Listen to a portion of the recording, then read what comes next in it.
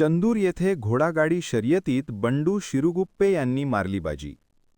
चंदूर येथे डॉक्टर बाबासाहेब आंबेडकर यांच्या 135व्या जयंतीनिमित्त कृष्णा कांबळे यांच्या वतीने आयोजित ओपन जनरल घोडागाडी शर्यतीमध्ये बंडू शिरुगुप्पे यांनी प्रथम क्रमांकाचे 7,101 रुपये व ढाल असे बक्षीस पटकावले.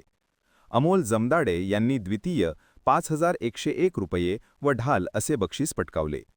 सदलग्याच्या लगमण्णा यांनी तृतीय क्रमांकाचे 3,101 रुपये व ढाल असे बक्षीस पटकावले.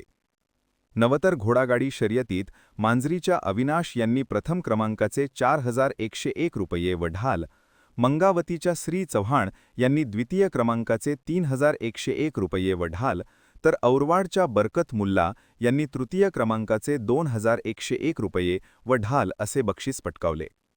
कार्यक्रमाच्या प्रारंभी कृष्णा कांबळे यांच्या हस्ते डॉक्टर बाबासाहेब आंबेडकर यांच्या प्रतिमेचे पूजन करण्यात आले.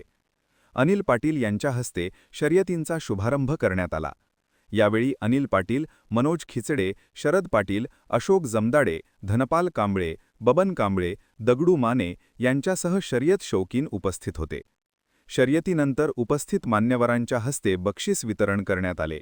या कार्यक्रमाचे सूत्रसंचालन राजू कांबळे यांनी केले. महान कार्य न्यूजसाठी बजरंग रोडे, मांजरी.